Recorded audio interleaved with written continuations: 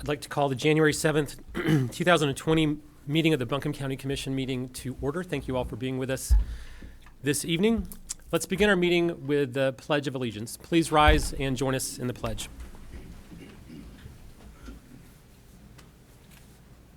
I pledge allegiance to the flag of the United States of America and to the republic for which it stands, one nation, under God, indivisible, with liberty and justice for all.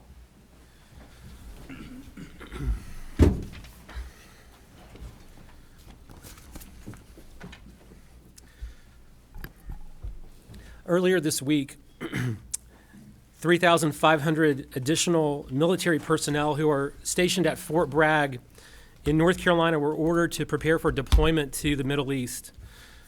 So before we begin our meeting this evening, I'd like to ask for a moment of silence to recognize these military personnel and their families, and during which time you may offer a silent prayer for the safety of all of those who are serving our country. Please join me in a moment of silence.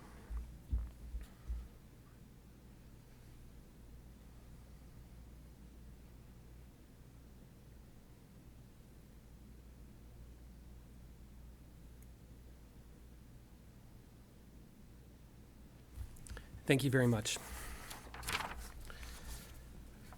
All right, I've got a couple of announcements. I want to announce that we have parking validation for any folks who are attending the meeting this evening who parked in the county parking deck next door or who utilized the transit system to travel to the meeting this evening. You can get validation for parking or transit from one of the officers who is serving us here at the meeting this evening. Please feel free to see them on your way out. Let me read the ethics reminder to the board. In accordance with the Code of Ethics adopted by the board, all county commissioners have a duty to obey all applicable laws regarding official actions, to uphold the integrity and independence of the office, to avoid impropriety in the exercise of official duties, to faithfully perform the duties of the office, and to avoid and to conduct the affairs of the governing board in an open and transparent manner. Is there any item on the agenda, the outcome of which would have a direct, substantial, and readily identifiable financial impact for any board member? Does any board member have a financial interest in any public contract coming before the board today? There being none, all board members have a duty and obligation to vote on any matters voted on by the board at this meeting.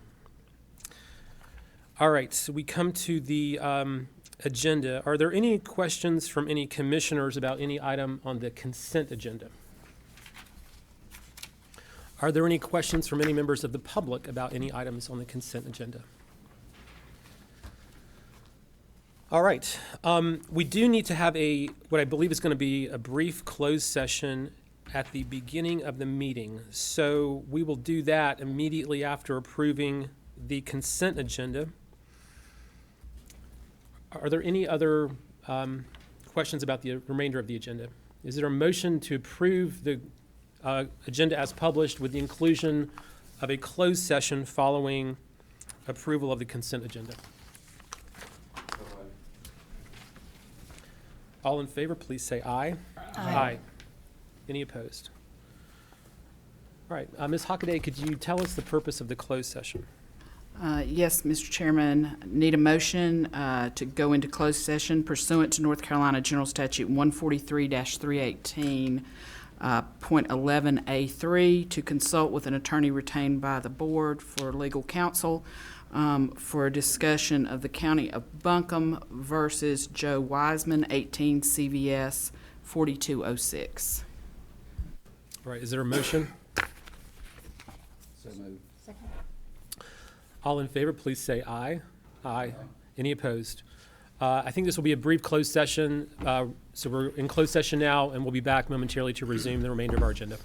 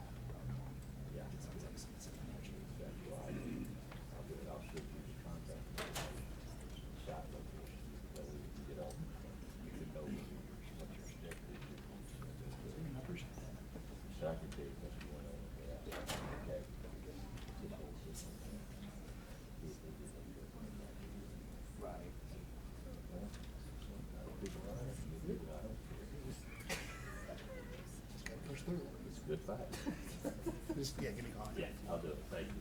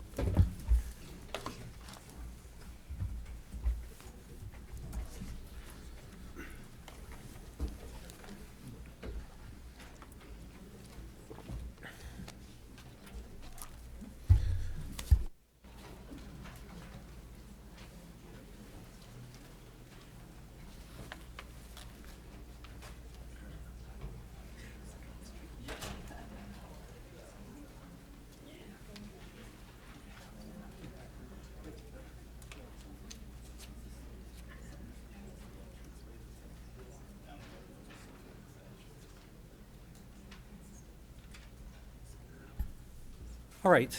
Is there a motion to go back into open session? So moved. Second. All in favor, please say aye. Aye. Any opposed? All right, we're back in open session. The next item on our agenda is a public hearing to consider the Fernwood rezoning request. And Josh Freeman is going to get us started on this item. Good evening. Max, if you'll pull up the presentation, please.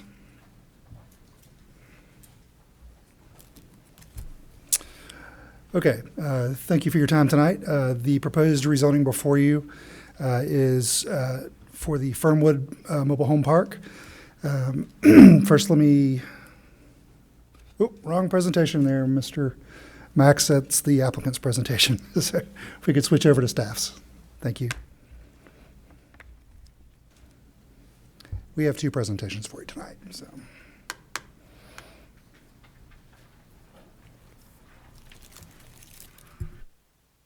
There we go. Thank you, sir. Okay, so before you tonight is zoning public hearing 2019-45. This is the Fernwood zoning map amendment. The application before you was properly noticed in accordance with North Carolina General Statutes and Buncombe County Code. In your packet, you should have before you an ordinance to approve, should you choose to approve, as well as a resolution to deny, should you choose to deny this application. Your options, as always, in a rezoning are to approve as presented, deny as presented, or you can continue under guidance from legal staff, or you can remand it back to the planning board for further consideration. The applicant's information, Mr. David Day of LCV Venture LLC is the applicant. The current owners are Mr. John Carpenter, David Holdridge, and Paul Murray. The property is located off Charlotte Highway along Fernwood Mobile Home Park Drive. This is an image of the subject properties. I believe there are 4 properties in total on the west-hand side of Charlotte Highway, just across the street from Hemp Hill Knoll Road. 6.39 acres in size. I say plus or minus 20 manufactured homes. There's 20 address points for as many as 20 homes in the property. I believe there's between 18 and 19 present at the moment. Serviceable by public water and wastewater services. The rezoning request is to rezone the property from the current zoning district, which is R3, to commercial services, or CS. The map on the left is the current zoning. The map on the right is the proposed zoning. As you can see, there is commercial services zoning across the street, across Asheville Highway from the subject property. So this would be a contiguous rezoning. It would not constitute spot zoning. Just a brief summary of the two districts. R3 is your highest density standard residential zoning district. It allows a fairly broad range of residential development types, primarily intended to be concentrated in areas where there's water and wastewater services. Commercial services, on the other hand, does allow the same broad range of residential uses, but also is more importantly intended for commercial uses clustered along major arteries, again in areas where there's water and sewer services available. In terms of the dimensional requirements, your setbacks, things like that, minimum lot sizes, there's very little difference between the two districts. The key difference is in the potential building height. Your tallest building height in R3 is 35 feet, whereas your tallest building height allowable in commercial services is 50 feet. A couple of views of the properties from various angles. So you're looking north here. You're looking west, looking south, looking east. In terms of land use plan analysis, this is one that hits it scores points on both consistency and inconsistency. It is within reasonable proximity to major transportation corridors served by water and sewer infrastructure. It's outside elevations of 2,500 feet or greater. On the other hand, it does contain some limited steep slope areas on the western side of the property. Some moderate to high hazard slopes, although those are largely kind of in transition areas, say along a roadway where there's a cut bank or a fill slope related to the road access to the property. It is in the floodplain. I think this is a key point.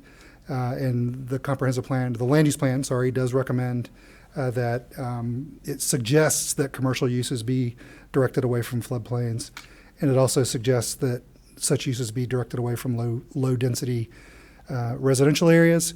From staff's perspective, this is largely compliant with your land use plan, specifically for the 3 reasons listed in blue. It's outside of high elevations, it's near services, it's along a transportation corridor. The steep slope areas on the property, the land use plan recommends avoiding areas of 25% slope or greater. Your zoning ordinance really regulates areas of 35% or greater. Most of the areas that are steeply sloping on the property are to the far west, kind of where the topography jumps sharply from the river valley up to the crest of the ridge behind at the back end of the property on the western side. Wish I had a visual to show you. And so it's largely areas that wouldn't be subject to a lot of development. Also, from a floodplain perspective, this was a tough one for staff and for the planning board as we work through the analysis. It is in the floodplain. However, it's also adjacent to a major corridor serviceable by utilities, and it's currently developed as a manufactured home park. The park was developed prior to the current floodplain development regulations, so most of the homes are older units that are even pre-HUD units in some cases. Most importantly, that project is not developed in compliance with the current floodplain development regulations, and there have been prior flooding events that have impacted that site. So from a rezoning perspective, staff feels that this would actually create an opportunity to redevelop the site in a way that's more compatible with potential flooding conditions in the future. As far as the low-density separation is concerned, if I go back to a map here real quick. So if you're looking north again, most of the higher sloping or the steeper slopes are to the west side of the property, so to the left-hand side of your screen. The low-density residential uses that abut this property are all at the top of that slope, set back from the edge of that slope. So whatever commercial development might happen in the future on this property would in reality have little direct impact on those low-density residential properties to the west. Other low-density residential properties do exist to the east. They're across Asheville Highway, and so there is somewhat of a buffer there, if you will, if you want to view it that way. So staff's recommendation is approval as presented by the applicant. The planning board did recommend denial. Staff's recommendation, again, is largely based on general compliance with the land use plan, as well as the opportunity for a safer form of development under current floodplain development regulations. The planning board's recommendation of a denial, which was unanimous, was based largely on a concern about displacement of the current residents, which is totally a valid concern. I think the applicant is going to speak more to that, and I'll defer to them on that point. With that, I'll take any questions that you might have.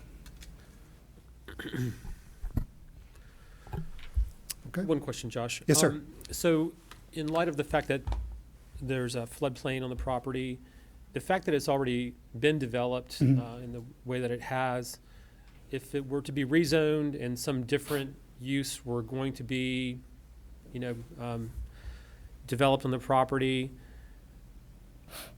it would have to the new development would have to comply with all of the floodplain regulations that exist today. Yes, there sir, wouldn't be any grandfathering in essence just because there was a previous development No, on the sir, property. none whatsoever. Brief summary, any future development, whether it's residential or commercial, would have to be located outside of the floodway, which is the higher velocity area of the floodplain where the stream channel tends to be located and where you get the fastest waters. Anything outside of the floodway but still in the floodplain would have to be elevated to 2 feet above base flood elevation, which is FEMA's estimated high water mark in a 100-year flood event. Commercial structures would also have to be flood proofed. And there's a whole series of other life safety related requirements that go along with that would have to be met. Any impact to the elevation of the floodplain, so if some of the development were to potentially impact the floodway, say with an improved stream crossing, there would also have to be a no-rise study that proves that the project is not going to create any harmful impact downstream, across stream, or upstream related to the elevation of the flood level, if that makes sense. Question. Looking Yes, sir. at the maps, I would assume that not all of this is in a floodplain. I'm assuming the back part where it shows the tall evergreens that, in looking at the map, I'm not sure if I'm be the lower left, but appears to me to be what would be in the floodplain. Yeah, so the property is roughly, But that's not the whole thing. sorry. So how many homes are impacted by the floodplain I got it. or floodway? There's differences between floodplain and floodway, right? Yes, sir. So all of the homes are in the floodplain. Some of the homes, at least a portion of them, are also in the floodway. Tell everybody what that means. So, great. So the homes that are located in the floodplain, which again are all of them, are potentially subject to flooding in a major flood event, in a 100-year storm event. 100-year flood. 100-year flood. The structures that are in the floodway are additionally at risk of being severely damaged due to the high-velocity waters that traverse the floodway. So imagine a stream channel. In a 100-year event, the stream level rises. You have water in the stream channel that's moving really fast. That's the floodway, and that's where you can have structures destroyed. You can have persons washed away. In the 100-year floodplain, which is to either side of that, the water's not moving as fast, but it's elevating and it's backing up and it's ponding. That's really where you get water encroaching into the foundation system, into the insulation, into the flooring system of the home. So it's not so much lateral movement that you're worried about. It's more just water damaging insulation and electricity, things So like how that. much of it is in the floodplain? I would estimate roughly 1/2 of the property to be in the floodplain. Okay. Do we know if any construction, if they're planning on building on that, or do we? I'm sorry? Do we know if the commercial developer is planning on building on that, or they just want it for the front? We have no direct knowledge of that. I'll defer to the applicant.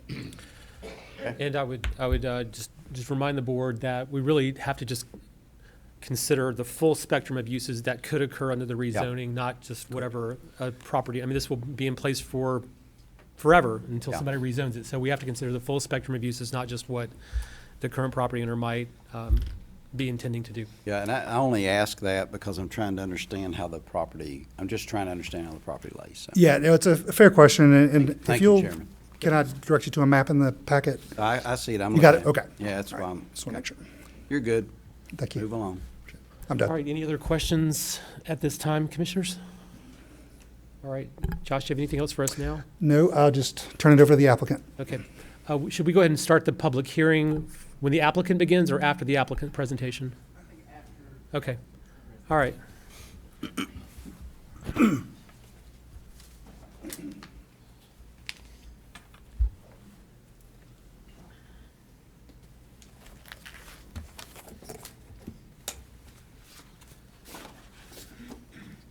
Could we get the other presentation queued up?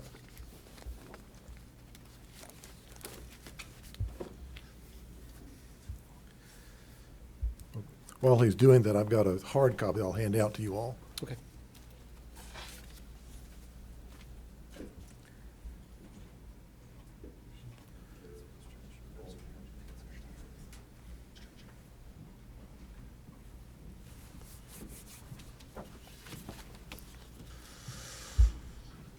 That's the one. Thank you. Good evening, Commissioners and Mr. Chairman. My name is Bob Ost with the law firm of McGuire Wood and Bissett here in town. I'm here representing David Day, who's the applicant for this rezoning from R3 to CS Commercial Services. I want to thank the staff for their good and thorough presentation. I don't have a lot to add to that, but I do want to provide a little bit of detail, some additional context and some details about the land use issues, as well as Mr. Day's personal work on this matter, especially with regard to a relocation assistance package that we've offered to the current residents of the mobile home units in there. But first, I want to start with some. First, I want to start with just to give you all some context. This photograph is looking from within the mobile home park up towards Charlotte Highway, and you can see that there's a driveway there. There's just one way in and out, and that's it. And it crosses Gashes Creek. This photograph was taken from a point slightly beyond, heading out of the city of Asheville, from slightly beyond the Fernwood Park. And this shows the sort of commercial nature of Charlotte Highway in this area. And the further you go to the southeast, it kind of picks up in frequency and intensity. Excuse me. This is a photograph looking across the street, and it shows the same kind of development right there along Charlotte Highway. Here we're getting into the mobile home park itself, and in between those two units, you can see there's Charlotte Highway. Here's and as Josh described it, the area where the mobile home units are located is relatively flat. All of it's in the floodplain, and some of it is in the floodway. And there's a creek that flows along the backside of the property. So in a flood event, this can be like a bowl, because the property rises up pretty steeply on either side. And anecdotally, we know there have been some rescue efforts there in the past. Here's a close-up of that same photograph showing, you can see in the distance there that sort of white apparition behind the tree there is a car on Charlotte Highway, which gives you some idea of how close it is to Charlotte Highway, a major five-lane road, U.S. highway.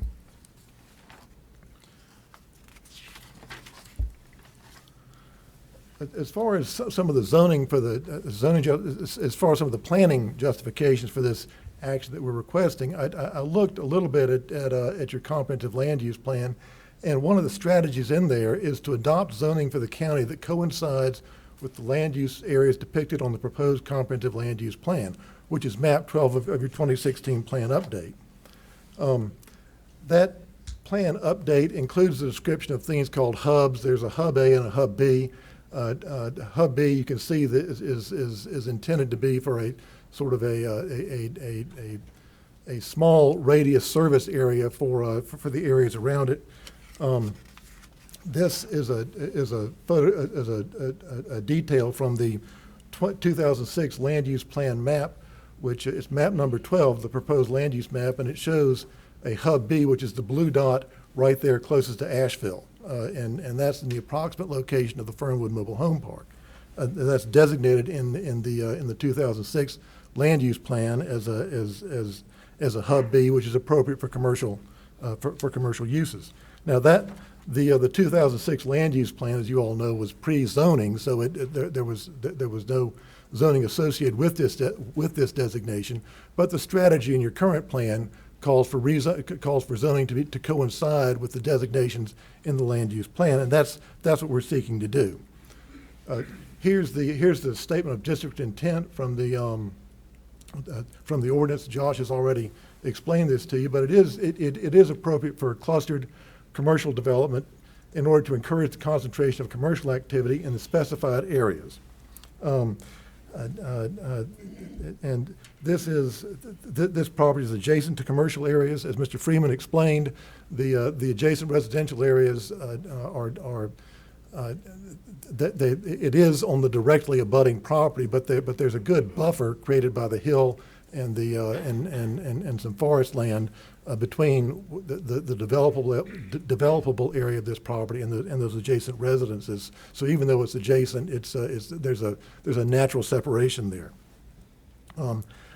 This property clearly fits within the strategy of your land use plan, and we think the commercial services zoning is appropriate for it.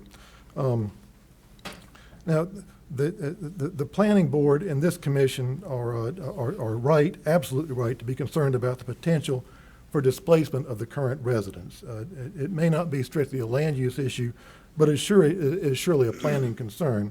We're aware of that.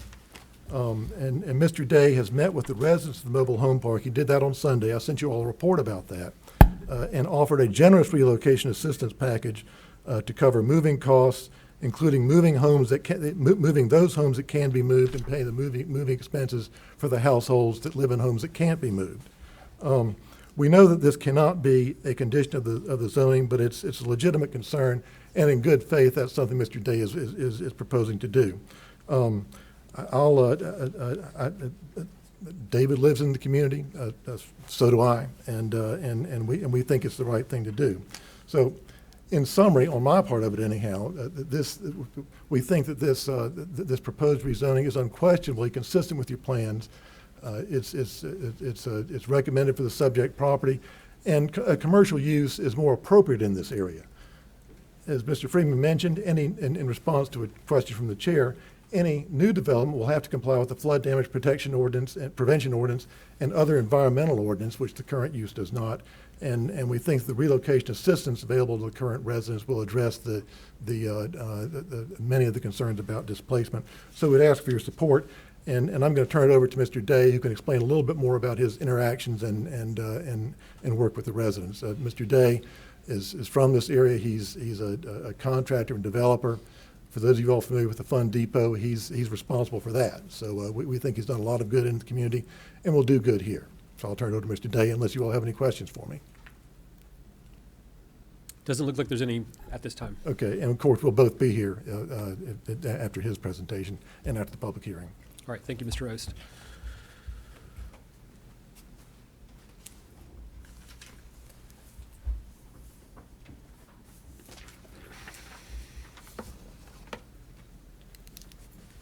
Hello, I'm David Day. I live in Fairview, out off of Brush Creek Road. And first off, I just want to thank you for your service to Buncombe County. My wife and I, we've been here, and our family, we have four children and 9 grandchildren. We've been here 30 years in Fairview and the Reynolds community, and we love our community. We're very active in it, and we really want the best for it. And I can truly say that I'm very satisfied with the direction that Buncombe County is going under your leadership, and that it's very exciting to live in these times. And so I just did want to say that to let you know that I do appreciate you, whether you decide in favor or not. I do ask for your support for the CS rezoning. This particular piece of property is very important to me because I drive by this property every day on my way to work, on my way home, and I want to see this property developed into something that our community can enjoy. I'm not an out-of-town developer coming in and, just throwing something up. My heart is really in this project. Especially, I think this property is very important to Fairview and Reynolds because it's one of the very first properties that you see when you come that way. So I think it's very strategic to what people think of our community. I believe that the CS zoning is very appropriate for this property and how it should be developed from a land planning perspective and engineering viewpoint, as well as being consistent with the comprehensive plan that your planning department, our planning department, has prepared, and how Charlotte Highway really should be developed and will over time. The planning staff agrees that the property should be rezoned to commercial, for I believe the right reasons. I believe that even the planning board would have agreed with the staff if it wouldn't have been for the displacement of the 18 families. As of the time of the planning board meeting, I had not had the privilege to meet with the families that live there.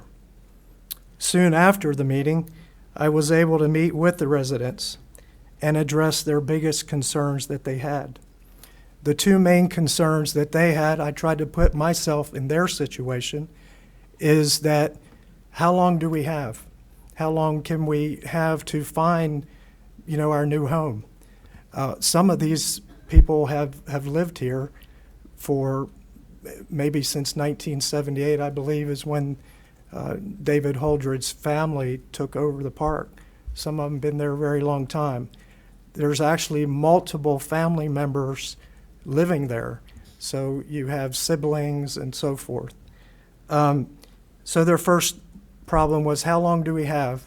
And then the second problem is that how much money is it going to take for us to relocate where it's not a terrible inconvenience to us and that we're going to be able to get situated in a new home?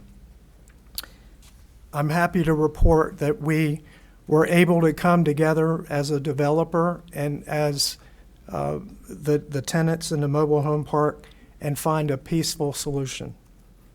We've come together and agreed that rezoning this property to commercial CS rezoning will provide the most value in the development so that each family will receive a relocation package and be able to have 180 days or more to move. If the property stays as residential, you can imagine the price per acre for commercial land is quite a bit more than residential, and honestly, there's not money left over when you have a residential community to try to be generous. I own the property next door, and my original intention was to, because it's already permitted, I'm ready to go, engineered and so forth. But my original intention was to make this phase 2 of that subdivision. That subdivision's been approved as 17 homes, or I believe you could have 34 duplex units, because I believe you can have a duplex on each one. So I was going to continue the road that was already been approved into this subdivision, but as we got into it, I really believe that the best use is commercial. So several of the park residents, I believe, are here, including Renee, who's the park manager, Lewis, who was our translator, but also a resident there.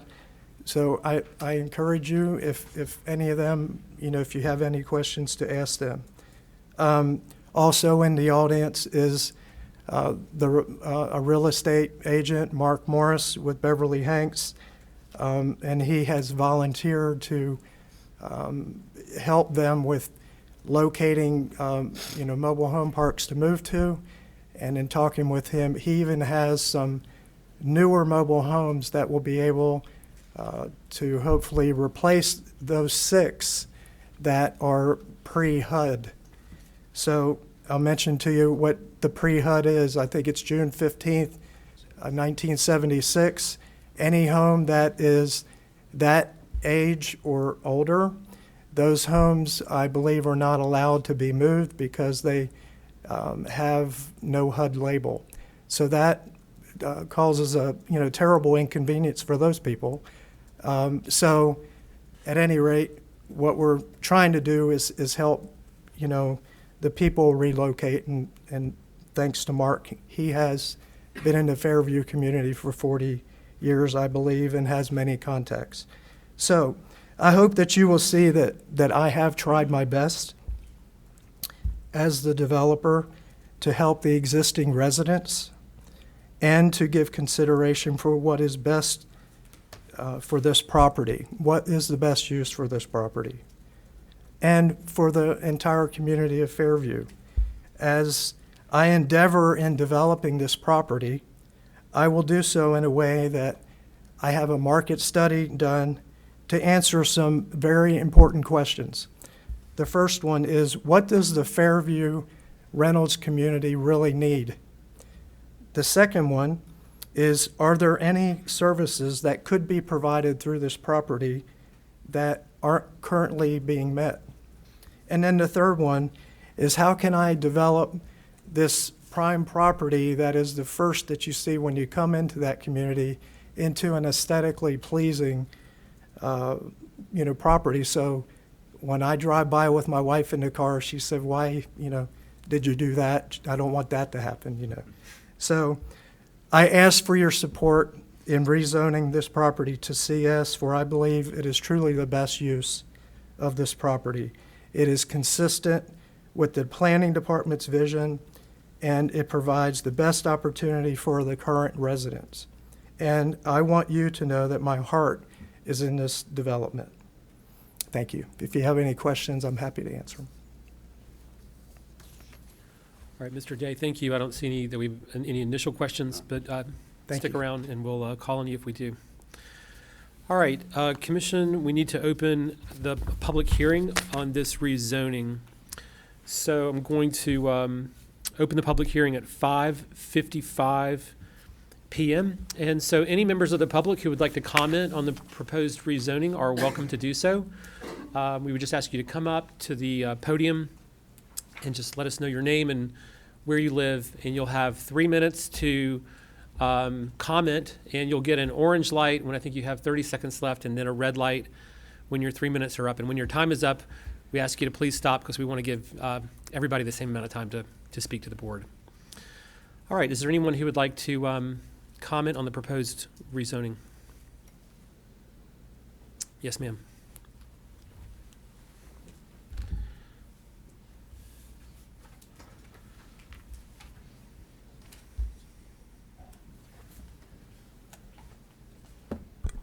Good evening. My name is Sherry Barrett, and I live at 101 Charlotte Highway. The Fernwood Trailer Park, the land that Mr. Day is referring to that he purchased that borders it, would belong to my husband's family, and we still live on that property. So we're in very close relation to where all of this has taken place. Some of the biggest concerns that we have is traffic. We were once a 2-lane road. We are now a 4-lane road with a turning lane. It is extremely hard to get in and out of our driveways. I have waited in some instances up to 20 minutes to get out of the driveway. That doesn't happen all the time, but that just shows you at times the level of traffic. Up the road above us, they are putting in an apartment complex called the Reserve at Gashes Creek. I tried to search to find out how many units would be in there, but I was not successful. I couldn't find it anywhere. But the clearing has already begun, which is going to mean more traffic in our area. I am a native of Buncombe County, and I am saddened to see how Charlotte Highway is becoming concrete and asphalt. It is not what we in the Reynolds community like to see happening, the amount of development that is going on. We are the main corridor into Fairview. So this is a very heavily trafficked area. As far as the residents having to relocate, I'm very concerned about affordable housing. The Reserve at Gashes Creek that I mentioned was supposed to have been slated as affordable housing. I have noticed that the sign has been changed to luxury apartments. So once again, affordable housing has been put on the back burner. I'm not sure how these people are going to afford having to move in the Asheville area.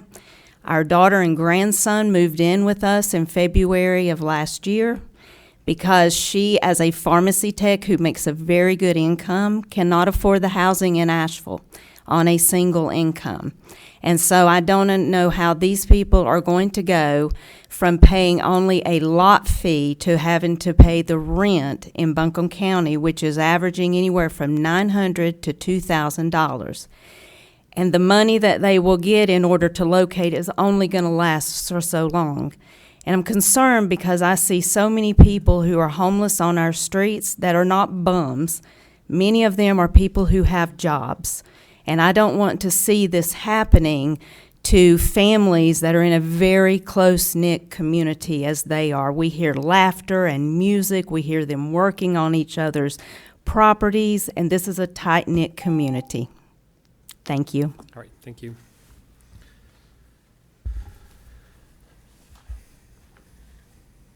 All right, anyone else? Yes, sir. And then Mr. Yelton, you can go next.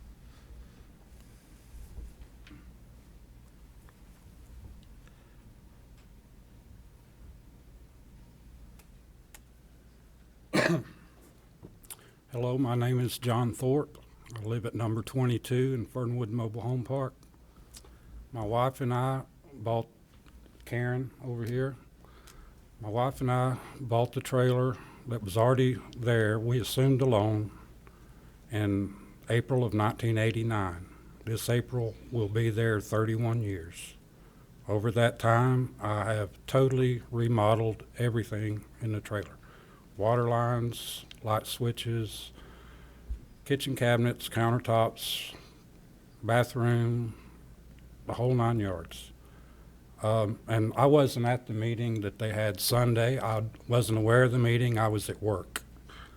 I found out about it the day after. And I didn't go for or against the rezoning because I'm not clear on what is taking place here. One thing I do know is I do not want to move. I hate the fact that we would have to. My wife and I are both not in the best of health. We work part-time, come from meager means, and this home is basically all we have. If we have to move out, I have no idea where we would go to.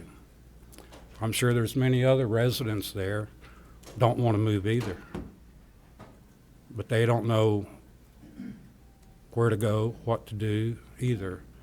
I'm very nervous about public speaking, but I do have to say I had expected to live there the rest of my life. Like I say, I've been there almost 31 years. Everybody in the community gets along great. We have a good time. We help each other out. And as far as the flooding, it's never got up above like 1.5 feet. It's never entered my home. It's caused some structural damage, but, you know, we fix it. And I only know of one rescue, and that was when there was a retaining wall upstream that had collapsed, diverted water into the park, and there was a culvert down by the parkway that was clogged, so therefore that caused the water to rise. And it did knock a couple of buildings I had off the foundation, moved them back, jacked them up, strapped them down, and it's all good now.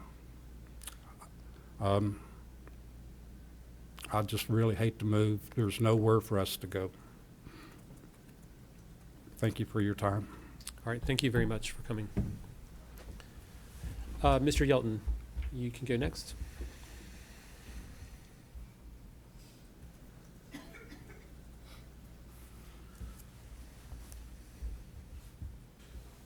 What I have to say is not about the relocation or the moving, because I think you've heard it. Most people don't want to move. That's why a lot of us locals will fight to stay where we're at, and we'll fight to the bitter end, me being one of those. But as I hear these conversations, I see that we pass laws in one center that has to apply throughout the county. And we've got mobile homes that are in the floodway. Now, as development occurs upstream in the floodway and people fill it in to raise their structure above the floodway, what's that going to do to the level of the flood in the mobile home park, folks? It don't take a college degree in environmental science to know exactly what happens. It's raising the water level. So the 100-year floodplain that the government gives you is at best a guess that is not modified and changed each year as more building occurs in the valleys. And all you got to do is look at the city of Asheville. How many houses have been built in valleys, Al, where there used to be a valley that would soak up water? So all I got to say, and I told this to a big developer out there, when he put his parking lot in, I said, don't put a culvert in. Put a concrete, drop it down like this, let the water flow over it, elevate it like this so the water pushes the concrete in the ground, and when it's flooding, guess what? You can't get in or out. But what happens when it quits raining? You've got no damage. So I don't care what happens here in this park. I just think that we need to provide the technical expertise to minimize the flooding. And if this development is approved, then there should be no building in the floodway. Don't fill it up high, because you're creating more flooding downstream. Now, if there's any way to develop it and move those mobile homes out of the floodway up to that place where they don't flood, you may have a solution to your whole problem. that might even work. So all I'm saying is, think beyond what you're seeing and hearing, because folks, you're not going to stop the rain. I don't care how you feel about climate change. You can't control the rain nor the flood. You have to work with it. And Kmart, Walmart should have been done the same way, and I made that recommendation at the city council pre-meeting, and of course it fell on deaf ears. But I'll keep saying it till you all listen or I die. And I got a feeling I know which will occur first. Thank you. All right. Who else would like to speak? Yes, sir.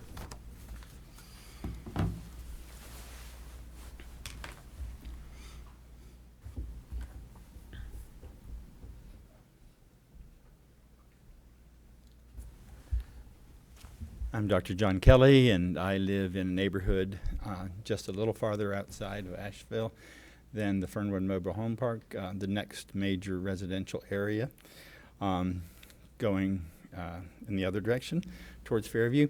So we have a concern there because we have a bridge over the waterway that leads to the highway. That's our only way in or out. However, the bridge has flooded on one occasion, has had some structural damage, but has been repaired.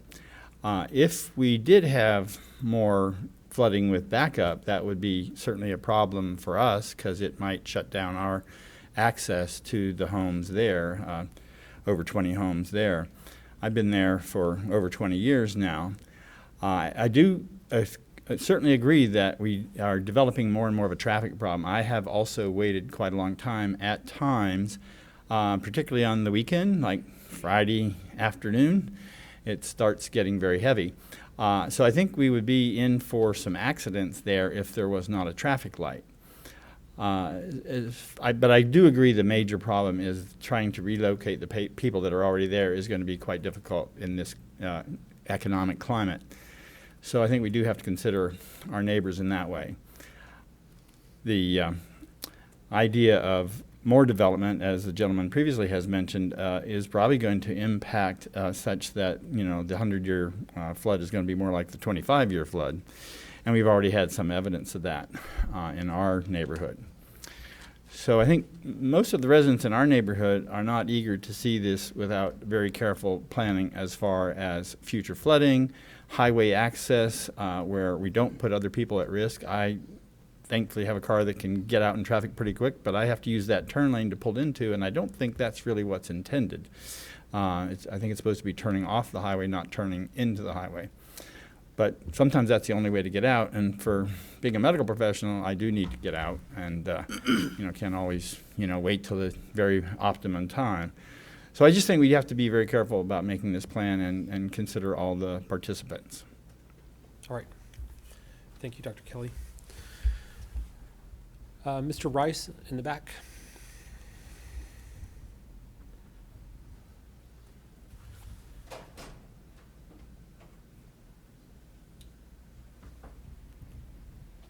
Thank you, Mr. Chairman, members of the board. I think your duty as a commissioner is, first of all, health, safety, and welfare. When you look at this development, don't look at the land, don't look at the economic thing, look at the people. And if you want to do the economic thing, look at it. How much money would it cost to take care of 17 families and put them in housing somewhere? You do it all the time and talk about it. That's a lot of money. So do the right thing. Turn it down for the people. These are poor people. These ain't people that can just hop out and go get them something. We need to think about the humanitarian side of it. You run for election, you're all out there hugging babies and kissing people. So why don't you do the right thing here? Do it for the people that live there, not for your personal gain or politics. Thank you. All right, thank you. All right, who else would like to speak during public comment? Yes, sir.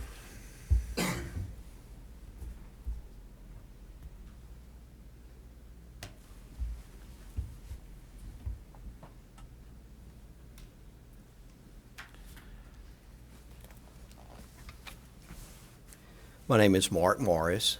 Unequivocally, I am the broker that represents the transaction for Mr. Day. I do live in Fairview.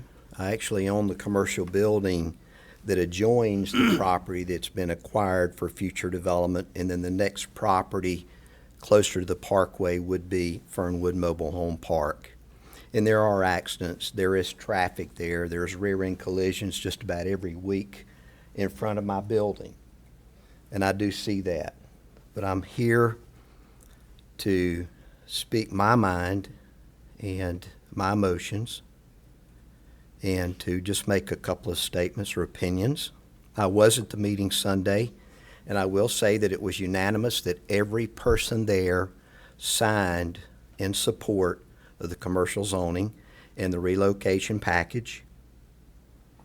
The other 4 or 5 that were not there was because of circumstance, because they were at work, but I did communicate directly with Renee, the park manager.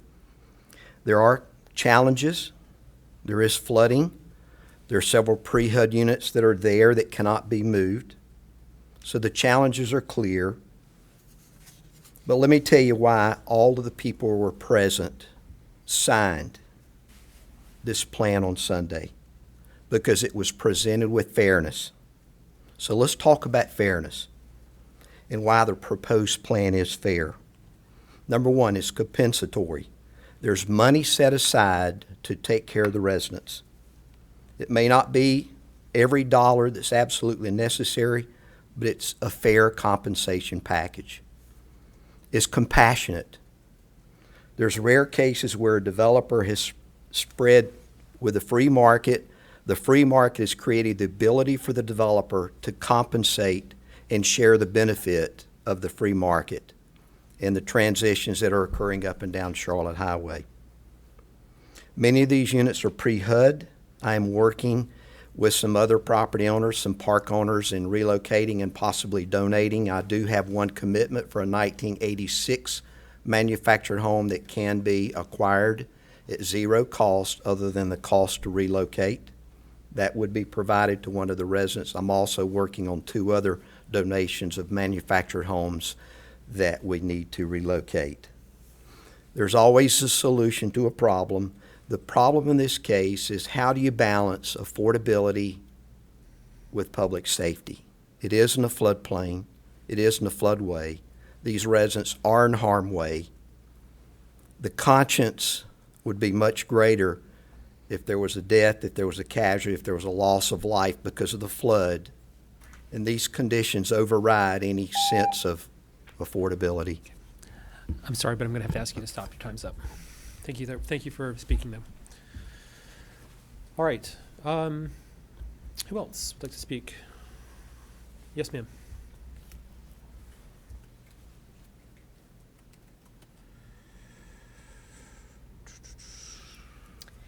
I'm Renee Hensley. I live in Lot 20. I'm not good at this. I've been in that park since I was 6 years old. I'm 53 now. We've had only 3 incidents that I know that it flooded. The water's gotten up, quite often, but not out of its banks. I feel like that people actually want us gone from there because they think mobile homes are an eyesore. We actually have a good-looking community for the most part.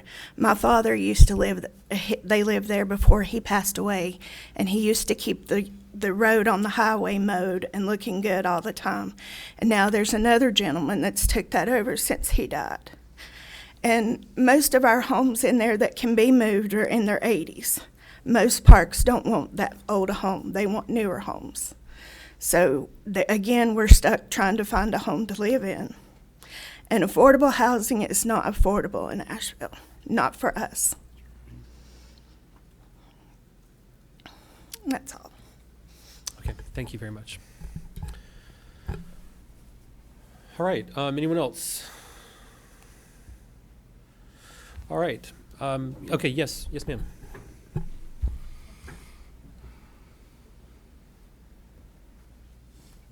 My name is Rose Anderson. I've lived in Asheville about 10 years. We live in the neighborhood Charland Forest, which is behind the mobile home park. And I'm very concerned for these residents. In fact, my whole neighborhood is concerned for these residents. There's 4 or 5 of us here from my neighborhood. They're a quiet mobile home park. There's no drugs, no drama there. They're nice neighbors. We are happy to have them near us. And affordable housing in Asheville it's not there. I guess you guys know that. The relocation package these people have been offered, maybe y'all should ask them what that is. I understand it's not very much. The residents maybe could answer those questions a little bit better, because I wasn't at the meeting. I've only heard it secondhand. But I hear it's anywhere from $2,500 to $6,000. And you can't even pay first and last month's rent for an apartment for that. So that's just not going to cut it in Asheville. So I just wanted to say that I feel like we need to vote for people to have homes, and these people need homes. Thank you. All right, thank you, Ms. Anderson. All right, is there anyone else who would like to speak before we adjourn the public hearing? Appreciate everyone coming out. Want to hear from anybody who's got anything they'd like to say. But if there's not, I'm going to adjourn the public hearing at 6:16 p.m. All right, commissioners, are there any questions at this time or a motion? I have some questions. You might not be able to hear me. I live in Fairview too. 53 years. That's a long time to live there. I live there when it's 2-lane road. I've been there for 30 years. The 5-lane road, you know, turning and stuff, that doesn't bother me. I get out where I live. A lot of traffic, I make it out easy. But the affordable housing part, Mr. Day, I wish there's something that we could do, because that's 18 homes. They may not be the best homes, but they're homes. I don't know what you're paying for the property, and I don't really care. And she's right. I come up through there, and every week there'd be grass real high at the end of the guardrail. And you've been driving it too, and the grass was cut all the way up to going into the entrance, above and up on that hill. And I thought, somebody is really taking care of this. You're damned if you do and you're damned if you don't. I understand that. I was for it in a way, but then I look at certain people and it takes that point away from me. You know, it only takes 3 people, and people are right in their own forms. And I'm sorry, but I've been sitting up here working for poor people, elderly people, for how long? They're not elderly, but they may not have a whole lot. Gentleman's got 31 years in down there. He hasn't lost a lot yet. You know, I've seen it. I remember when they built the wall, when it's done the 5-lane, and they did the wall. There right before you get to the park. So I've seen it all. I've seen how they made a 5-lane road. They blew up rocks, they blew up everything. I understand that we're getting more neighbors, and I understand everything in Asheville or Buncombe County, or not Asheville, but in Skyland or Fairview. There's nothing getting cheaper. Probably not even this property. And I understand you want to do something to the property beside it, and I understand that you would have to build this property up to get it in effect usable for whatever. One of the hardest decisions I'm going to make, and I've got to sit here and think about it a little longer, but I look at these people, and it's not because the lady spoke about the traffic, and it's not because you spoke about you would like to bring the property to this. It's about the people. There's 4 that did show up. and I don't know what to say to them. Can I just go ahead and say, well, you're just going to have to move? Well, I understand moving in Asheville or Buncombe County is not the easiest thing to do. And moving a trailer or a mobile home from, they're basically single. It's all the mobile homes in there single wides. Somebody's not listening. It does. They're single wides. Is there one double wide in there? Let me just say for the record, we just had a presentation earlier that had this ability to be able to see in someone's kitchen window. And when I zoom in on this, I can't see whether it's a metal roof or a shingle roof. So I'd like to be able to do that on this, if we can do that on taxpayers. But I won't go on that. I won't run that rabbit. But anyhow. But I'm not Is there against. not one double wide? I'm sorry, Commissioner Fryer. That's no problem. I'm not against anyone in this deal. I want people to understand that. And I live in your district. But I live in their district too. And it's not for a vote.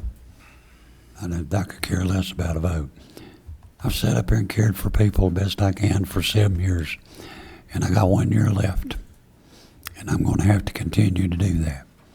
So I'm going to sit here and think about it and listen to the rest of it. But we'll see what I have to say when I'm done. But I am here, I've seen things happen in the last month that you wouldn't believe happened. But they have. And I just have to think about it, sir. Thank you. All right, thank you, Commissioner. Any other questions from commissioners, or is there a motion? So Commissioner Fryer did ask a question. Is there not a so there's not a double wide on there to? There is one double wide. Yeah, I can see it. There is one double wide. When you turn in on the entrance, it's there on the right, isn't it? Okay.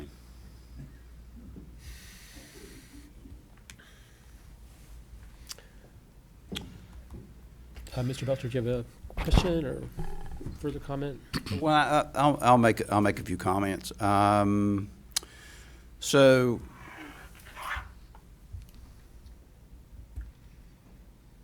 I hear everybody's. Here's what's interesting about this. I've actually met Mr. Day at one of my grandkids' funnest places to go at Fun Depot, and I'm sure you and your family are just wonderful people, and I think everything that you've said has been very genuine.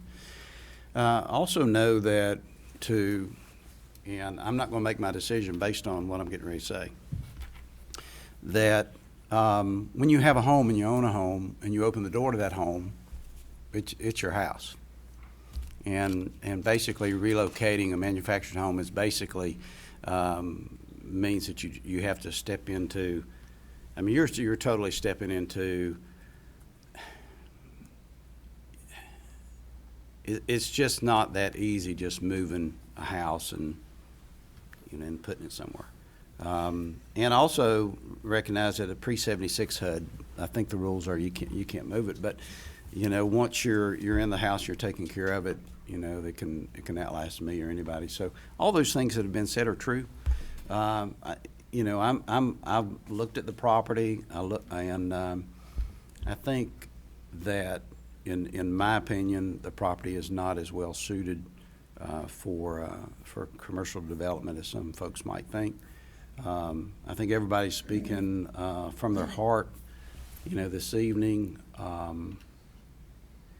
and I think after weighing, and I've run through these while y'all are sitting up here. If y'all seen me looking down, I've been running through these maps back and forth and looking left and right of that property up there, and I have some concerns about it being turned into commercial. So for those reasons, I'll be voting no tonight. Well, we don't have a motion, do we? Not yet. Do you want to make one? No. Commissioner Belcher and Somebody's got rest to of the make a board. motion. So Yes, but first, before the statute requires, before you turn to the motion on whether to rezone or not, you need to adopt a consistency statement, and there's two. one stating that the rezoning plan is inconsistent with the comprehensive land use plan, and one stating that it's consistent with it, because there are different portions of the plan that this project does meet. Some are consistent and some are inconsistent. I think Josh had those up. Yeah, so I've been listening to that for 7 years, and it still confuses me on how to. It is confusing, but what the statute said is you have to adopt one prior to considering whether you're going to rezone or not. So I want to make a motion that it's inconsistent with the county's comprehensive land use plan, and for that reason would not be reasonable and in the public interest. Is that what motion I need to make? I just made it. That is a motion you could make. I'll second. Okay. All right. We have a motion and second. Further discussion? All in favor, please say aye. Aye. Aye. Any opposed? Would you like to make the follow-up motion? I don't know what motion to make. I mean, what do I make? There's a resolution to deny, in your It's on package, to deny, 'Cause it and was there's mixed, also and an I'm not being ordinance. silly for those of you that are out there. It's just kind of confusing. We want to make sure we do it right. So where's the resolution? Look under there where it's deny. There it is. You see it? Is that it, Chairman? Make sure it's the right one. I'll jump in. You just do I'll it. make a motion to approve the resolution denying a request to amend the official zoning map of Buncombe County on the proposed property. To deny the rezoning, yes. Yes, sir. I second. All right, further discussion? All in favor, please say aye. Aye. All those opposed to the motion? All right, it passes. All right, thank you all for coming out on both sides of the issue who spoke to this. We appreciate hearing everyone's concerns about this. So thank you for coming out this evening. All right, and if folks want to stay, of course, you're welcome to, but if you don't want to, we appreciate that as well. But if you choose to leave, we do need to move on to our next business, so just. Can I say something? Yes, you can. So, I want to make sure that there's no one in the room that they understand what happened. You understand what happened? Or are you confused? The property will remain zoned as it is currently. Yes, I just want to make sure, because it was, I didn't think Okay, you all were, right, thank because you that's for- why I wanted all to right. say that. I didn't Thanks think for the- people were totally. Thank you for the clarification. All right. Ms. Pender, do you have any report or update? No, sir. All right, we have no old business. The first item under new business is a follow-up on the Catholic Charities request item that we discussed at our previous meeting. And Ms. Pender will speak to this item. I can tee it off for you. As I mentioned at the last meeting, I received a letter from Catholic Charities requesting written consent to continue their refugee resettlement program here in our county. So you have the letter in your packet, and you also have a copy of the executive order that was written in last September, requiring written consent by the county and the state permitting refugees to be resettled in our county. So the question for the board tonight is, would you review that and give us guidance as a staff to sign that letter allowing refugees to come? I would say in the letter you would notice that last year, 2018, Catholic Charities placed 44 refugees in our county. Okay. All right, thank you very much. And there was a representative from the organization at the previous meeting. I don't believe there's anyone here this evening. Okay. Yeah, she All right. came up from Charlotte. All right, commissioners, are there any questions or a motion? And I believe there's a couple ways we could do it, but maybe the simplest way would be to delegate authority to the county manager to execute a letter. So, or the chair, but let's just let's just use the manager. to do okay, that. so I have this came up, I think this came up before. Okay, now Okay. what we did, it was pretty tough when it came up before, because the conversation we had that brought this up to us again was that we had some families here now that were from the Russian-Ukrainian community, right? Is that correct? Right. Okay, that's what was said. And that the purpose of this was to give permission to unite them with their families, correct? Correct. When the lady was here last time, she shared with me that she relocates families.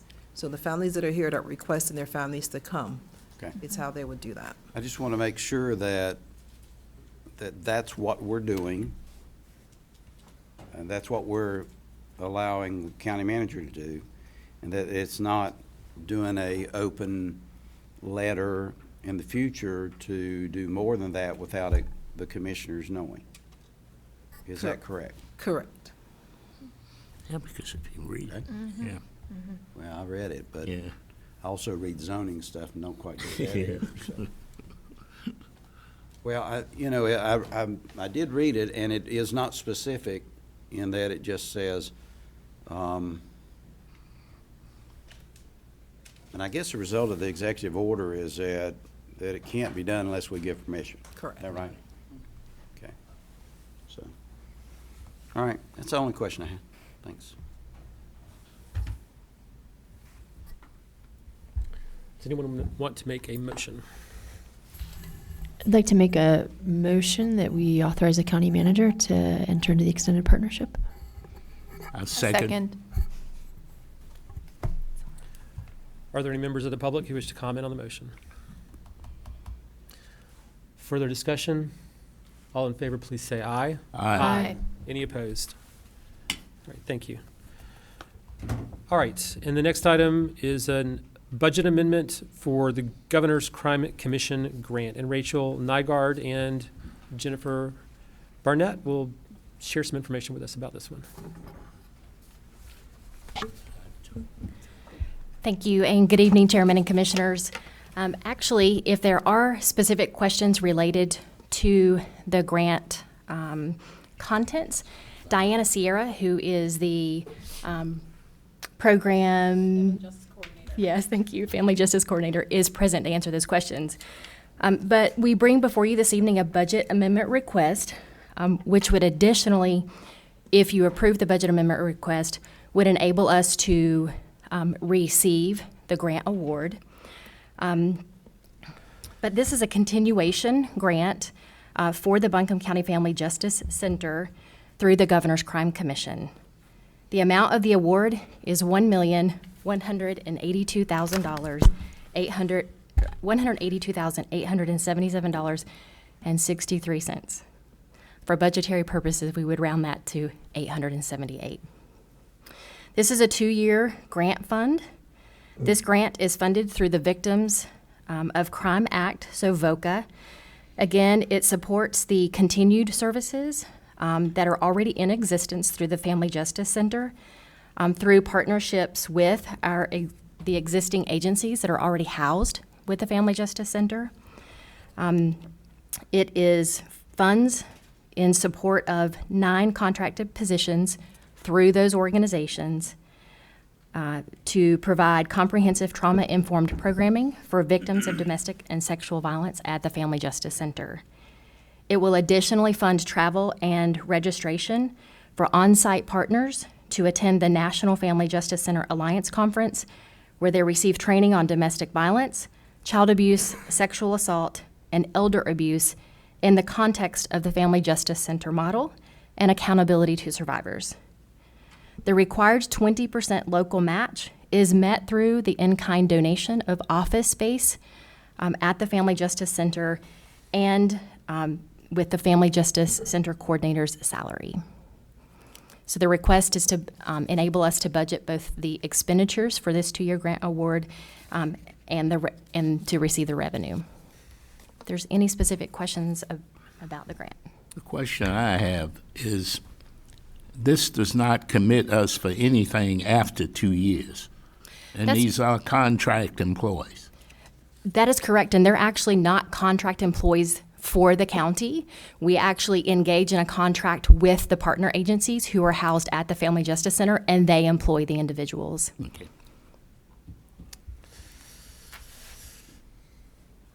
So you need a motion to approve? Sure. Move approval. Second. All right, we have a motion and second to approve the budget amendment. All in favor, please say aye. Aye. Any opposed? All right, thank you very much, and thank you to everyone who's worked on continuing to make this a really successful program and to secure these additional funds. It says a lot about the work we're doing here. All right, we have on the board appointments, two positions on the Women's Commission that are vacant. Are these the only two applications we got? Correct. Well, that makes it easy. I'd like to nominate Claudia Jimenez and Nora Sheff to join the Women's Commission. All in favor, please say aye. Aye. Any opposed? All right. We now come to public comment about any other items and. Excuse me, other than Mr. those we- Chair. Oh, Can I just mention one thing? yeah. At the last meeting, we talked about interviewers for the Greenway Parks and Recreation. Yes. So I want to make sure that we mention that and see if y'all have decided on the interview time frame. Yes. And this was in 2019, so we said that we would possibly try to do that in the first few weeks of January. Do we want to try to find a time right now to do that? Is that okay with everybody? We could, of course, look at the time prior to our next meeting as sort of one option when we know. When is it? That's going to be on Tuesday, 21st. 21st. We do have a specially called housing committee meeting that day, right? Didn't we talk about that at the committee meeting today? But do we know how long that's going to last? No, we don't. We don't. What if we could, if we could plan on keeping it to, I'd kind of like to do it on that Tuesday. We're going to would all too. be here, so Why why we all don't were we, here. why don't we, How many are we interviewing? How many do we it's have? going to take a couple of hours for sure. I think there were at least double digits. I think it was around 12 individuals. Do we Would it have to be- do a briefing? Sorry. What do you mean, a briefing, Well, there's an agenda briefing with commissioners. the pre-meeting? Pre-meeting, yeah, pre-meeting. Could we, I think we're going to need to either not do that or make it shorter and move it closer to the regular meeting time so that because I think we need that afternoon to do interviews. Would that be agreeable to everybody? From 2 to 4. That's right. That same day? Okay. Well, why don't we say this? Why don't we have our housing meeting from 1 to 2? We'll do interviews. 2 to 4. We may not get through all of them, though. We're just going to have to look at the time, so we don't have to do all the math on that Why can't on we- the spot. But why don't we just plan on everyone being here from 2 until the regular meeting starts, and we'll see what all we can fit in those 3 hours. Could we move Okay. our affordable housing meeting earlier? I would be open to that. I'm fine with that. Why don't we do that from 11 to 12, Let's do. The staff's okay with that? and then we can start Yeah, that at would 1 give us- o'clock Yeah. with interviews, and hopefully we can get our. We're going to do a review of our clerk and our finance director that afternoon. Mr. Chair, Yes, sir. we'll just get with Lamar. We will adjust the publication in terms of the time for the The housing. Affordable Housing Committee meeting itself. Okay. So we'll And make is that this one happen. is this the one we were going to bring in the outside folks on? No, that's a Okay, all right, separate okay, meeting. Great. Thank you. Very good. Yeah, I'm good with that. Lunch? So let's just do that. Yeah, I think if we're going to be starting that early and we have a meeting before so that people don't have to leave to go find food, that's probably a good idea. Yeah.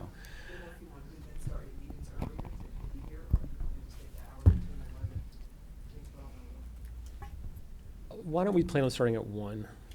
Yeah. All right. Sound good? Sound like a plan?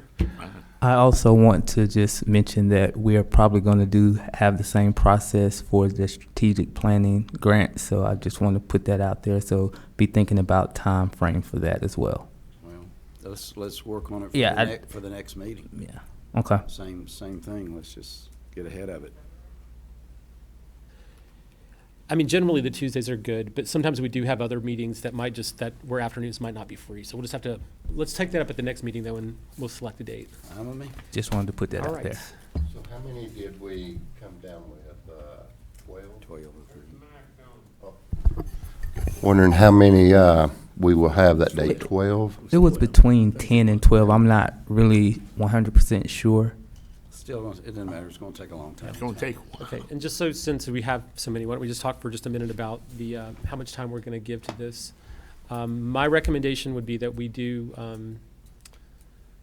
10-minute interviews, that we allocate 10 minutes for each interview. I know that's not a lot, but when we have this many, you know, I think you just, if you have additional questions, you can always call folks, speak to them outside this process, but in terms of the group interviews, it will still be at least 2 hours for this purpose. So that would be, that'd be my suggestion. What do others think? You going to have a timer? Yeah, I would think we should try to give everyone the same amount of time. Yeah. But we're just gonna need to keep it focused. I think if you And, do 10 minutes for the interview, you're probably okay. But you know, everybody shaking everybody's hand. And, you know, I mean, if you give them 10 minutes, you hit the button. They got 10 minutes. That's fine. Yep. All right, As that'll long be as the it's for plan. the interview. All right. Very good. Public comment. All right, now we come to public comment. So if there's any folks who would like to speak to the board, please feel free. You're going to have 3 minutes. Mr. Yelton, you can go first. And you've got 3 minutes. Let us know your name and where you live. When you get an orange light, you've got 30 seconds left. And when the red light goes off, the 3 minutes is up. And we ask that folks conclude then, so we give everyone the same amount of time. I don't even think I'll use my 3 minutes tonight. Boy, if I don't, I'm slipping up. I always time it perfectly. I'd like to know where in Buncombe you don't have a traffic problem. Simple question. Where in Buncombe don't you have a traffic problem? You've been on 26 of a morning coming in at 7:30? You're stopping out at New Stock Road or the other side of that, because if they have had a bump up at New Stock Road, it backs up to Weaverville. I remember Ken Bagwell on radio one time says, "Oh, we won't have no problem with traffic in Asheville." When you're building apartments all over the place, you're advertised as the number 3 place in the nation to rent. Come on, all you rich folks. No wonder we got traffic problems, because half those cars have got Florida license plates, New Jersey license plates, Georgia license plates, and we talk about affordable housing. Folks, if you drink water in Asheville and flush your commode, you're subsidizing public housing. Now, if you want to know how that's done, see me after this, because I won't tell the public how that's done. But it's done. And every time you give $2.2 million to HUD or to Habitat for Humanity, where does that money come from? Us. All of us in this room. You, plus everybody that should be out here. And every time you do that, what are you doing to the cost of housing? And every time you pass a law and say you got to do this, you got to do that, if it's not a wise choice, you increase the price of housing. I bring up that flooding thing again. I'd like to see this guy come back with this and say, we're going to redo this whole thing. We're going to take this, we're going to put a commercial area next to it, and then we're going to find a place for those 17 homes and cut a deal with a mobile home dealer that's probably up there on the board that would find some real nice used homes, and he sets up a nice little community right next to where there's a bunch of jobs, and some of those people might have better jobs. But you know what that's called? Creative thinking, flexibility, which is one thing that government does not have. And I mean it, and I will say it.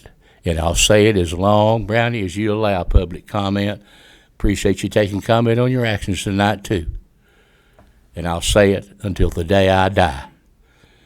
And I'm telling you, folks, if you don't start listening, you're going to dig the hole deeper.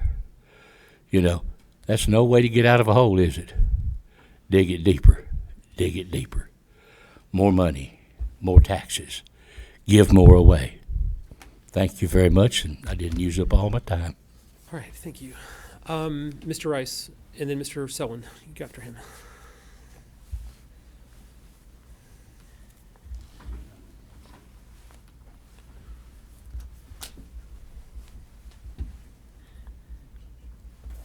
Thank you, Mr. Chairman, members of the board. That's my boy Don. You know him? He's really good. He ought to be sitting up there and taking some of you down. I'm getting a head start, Don. You need to help me out now. You need to help me out. We got a real start here. In the pre-meeting, we talked about reevaluation year 21 or 2021. I want you to start talking about your campaign trail and how you're going to give the taxpayers some relief. I want that to be your issue on your taxes, you know. Going out here and telling people what you're going to do. I heard the technology in the pre-meeting that technology kind of lowers the cost on everything. But let me show you something. In a reevaluation year, have you ever seen the taxes decrease that come in to Buncombe County? Did you ever see the budget decrease? I mean, these are just simple questions. What are you doing with the money?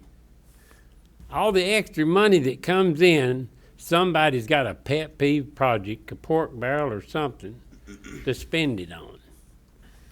Where's the savings at? I tell you where it's going now. It's going to lawyers. It's going to people out here that stole from the county. And it's going to get even worse. It's going to be spending more of your money, taxpayers' money. So what I'd like to ask you right now is to start thinking about what a good decrease in taxes you're going to give me. I'm one of the residents. What are you going to give me in decrease in taxes? Don't tell me what you're going to spend it on. Tell me how you're going to decrease it. Don't they look pitiful up there, Don? They don't know what to think about this. We need commissioners that are thinking about how to decrease, not increase.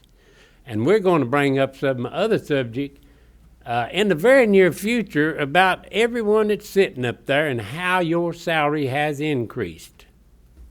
So be thinking about that. I'll be back. All right, thank you so much. Mr. Selwyn.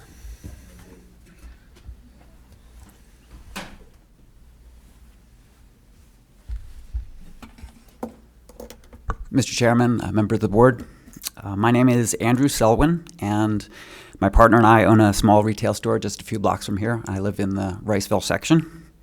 I'm also one of the City of Asheville's appointed representatives to the Tourism Development Board, and I'm here this evening to give you some of my thoughts on the current process to review the occupancy taxes.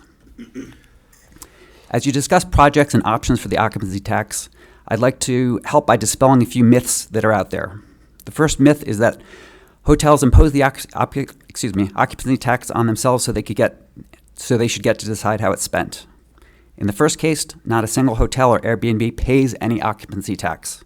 They just collect the money from the customers. Secondly, while they have requested that the tax be imposed, they are using the county and the full force of our government to collect the tax from customers. As long as they are using taxes as a way to collect money, we the people should have a say in how it's spent. The second myth I'd like to dispel is that there's some sort of gap between what the people in our county want and what the people in the hospitality industry want. People in the hospitality industry want affordable housing and transportation just as much as people in the rest of the county. The only gap that exists at the moment is between what the people in our county want and what some of the hotel lobbyists tell us we are able to ask for. The third myth I'd like to dispel is that we can only spend the occupancy tax on certain things. That is simply not true. While most counties abide by the general guidelines, there are North Carolina counties that spend money on non-tourism related items. However, you need to give lawmakers in Raleigh a really good reason why you should be allowed to spend the money differently. Buncombe County has that really good reason. More than 3% of the housing stock in Asheville is Airbnbs. That's just not the highest percentage in North Carolina, it's the highest percentage in the nation. The tourism industry is directly affecting the ability of our residents to house themselves. If Buncombe County is going to continue to collect these occupancy taxes and help our area market itself, we should be using some of those taxes to help ameliorate the effects that it's having on our area. I stand here this evening as someone who benefits from the tourism area every single day, where people who come into my shop downtown. and I think that we need more money on long-term spending for our community and less on short-term spending on marketing. This commission is in a unique position to demand that change. You hold the power of the purse, and I ask that you use that power to request more than just a little money for a few projects around the county. Please use that power to help those who are most adversely affected by the changes that have taken place with the increased popularity of our area. Commissioner Fryer is quoted in the papers wanting to seek re-election to help seniors on fixed incomes and poor people. What better way to help these populations than to use some of those occupancy taxes to try to make it a bit easier for those struggling? Standing up here and talking is easy. Posting on social media is easy. I recognize that governing is hard, and even harder when trying to find an agreement between county, city, and state lawmakers. Thank you. Thank you. Thank you very much. Appreciate your comments. All right, anyone else? All right, thank you all for coming out this evening. We have a couple of announcements.